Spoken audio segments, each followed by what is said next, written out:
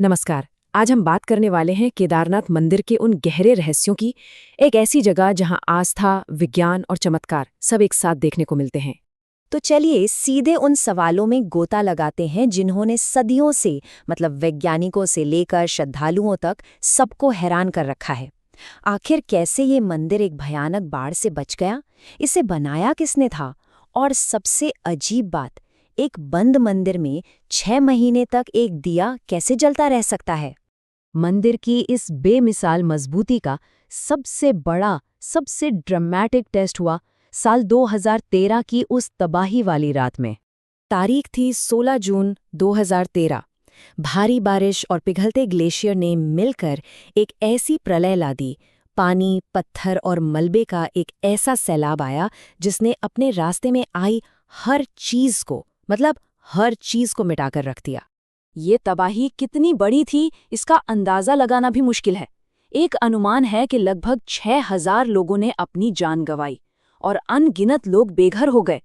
वाकई उस इलाके के इतिहास की ये सबसे भयानक त्रासदियों में से एक थी।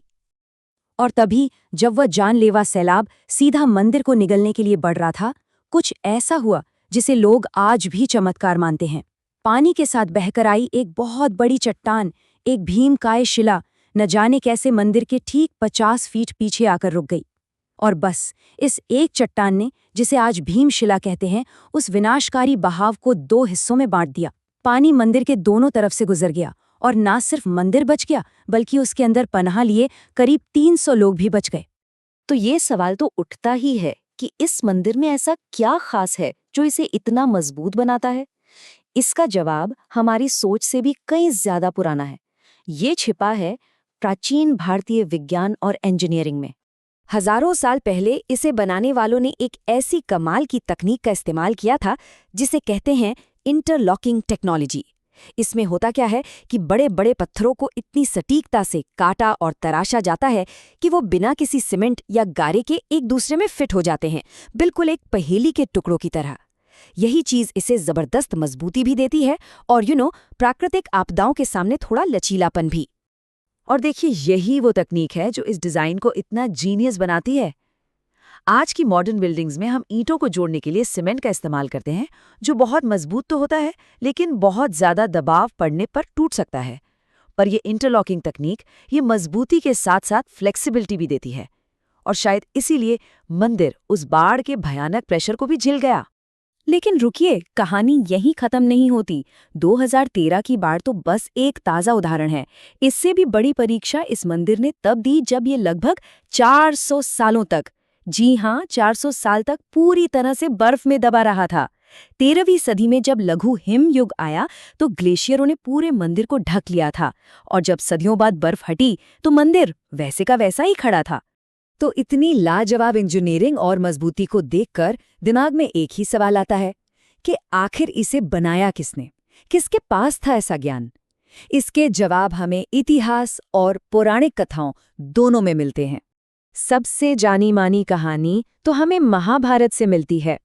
कहते हैं कि कुरुक्षेत्र के महायुद्ध के बाद पांडव अपने पापों का प्रायश्चित करने के लिए भगवान शिव को खोज रहे थे, और उनकी इसी भक्ति और तपस्या के फलस्वरूप इस मंदिर का निर्माण हुआ, जहां शिव के बैल के कुबड़ वाले रूप की पूजा होती है। तो एक तरफ तो पांडवों की कहानी है, लेकिन अगर हम ऐतिहासिक रिकॉर्ड्स देखें तो हमें 2 और बड़े नाम मिलते हैं। एक है महान दार्शनिक आदि शंकराचार्य, जिन्हें 8वीं सदी में इस मंदिर को फिर से एक बड़े तीर्थस्थल के रूप में स्थापित करने का श्रेय दिया जाता है। और दूसरे हैं 11वीं सदी के राजा भोज, जिनके बारे में एक शिलालेख बताता है कि शायद उन्होंने इसका निर्माण करवाया था। तो मतलब बनाने वाले कौन थे, ये आज भी एक पहेली है। ठीक है, तो हमने इंजीनियरिंग की बात की, इतिहास की बात की। अब चलिए एक ऐसे रहस्य की ओर बढ़ते हैं जो जमीन से उठकर सीधा ब्रह्मांड तक जाता है। ये बात आपको शायद चौंका देगी। केदारनाथ शिव के 7 बेहद जरूरी मंदिरों की एक एकदम सीधी लाइन का सबसे उत्तरी पॉइंट है। मतलब केदारनाथ से लेकर दक्षिण में रामेश्वरम तक लगभग 2383 किलोमीटर की दूरी में फैले ये 7 मंदिर एक ही लॉन्गिट्यूड 79 डिग्री ईस्ट पर बने हैं, एकदम सीधी लाइन में। अब सोचिए जरा, हजारों साल पहले, जब कोई जीपीएस नहीं था, कोई सैटेलाइट नहीं थी, कोई मॉडर्न टेक्नोलॉजी नहीं थी, तो हमारे पूर्वजों ने इतनी सटीक ज्योग्राफिकल अलाइनमेंट हासिल कैसे की? ये सवाल उनके भूगोल और खगोल विज्ञान के गहरे ज्ञान की तरफ इशारा करता है, जो आज भी हमें हैरान कर देता है। पत्थरों, इंजीनियरिंग और सितारों के इन रहस्यों से परे, इस मंदिर में कुछ ऐसी परंपराएं भी हैं जो सदियों से चली आ रही हैं, और वो खुद अपने आप में एक रहस्य हैं। हम सब जानते हैं कि सर्दियों में जब भारी बर्फबारी होती है तो केदारनाथ के रास्ते बंद हो जाते हैं। मंदिर के कपाट भी 6 महीने के लिए बंद कर दिए जाते हैं और पूरा इलाका हिमालय की खामोशी में डूब जाता है। लेकिन उस बंद दरवाजे के पीछे भी एक रहस्य जिंदा रहता है। दरवाजे बंद करने से ठीक पहले पुजारी अंदर एक दिया जलाते हैं, जिसे अखंड ज्योति कहते हैं। और चमत्कार देखिए, जब 6 महीने बाद दरवाजे खुलते हैं तो वो दिया ठीक वैसे ही जलता हुआ मिलता है। मान्यता तो ये भी है कि इन 6 महीनों में जब इंसान वहां नहीं होते तो देवता और गंधर्व खुद भगवान शिव की पूजा करने के लिए धरती पर उतरते हैं। तो केदारनाथ सिर्फ एक मंदिर नहीं है, ये हमारे प्राचीन विज्ञान, हमारी गहरी आस्था और उन अनसुलझे रहस्यों का एक जीता जागता सबूत है, जो हमें आज भी सोचने पर मजबूर करते हैं। और आखिर में भविष्य की एक भविष्यवाणी पर बात खत्म करते हैं। कुछ प्राचीन ग्रंथ कहते हैं कि ये अविश्वसनीय कहानी अभी खत्म नहीं हुई है। एक दिन आएगा जब पहाड़ आपस में मिल जाएंगे और केदारनाथ का ये मंदिर अदृश्य हो जाएगा, और तब एक नए पवित्र स्थल का जन्म होगा। ये भविष्यवाणी हमें सृष्टि और प्रलय के कभी न खत्म होने वाले चक्र पर एक अंतिम सवाल के साथ छोड़ जाती है।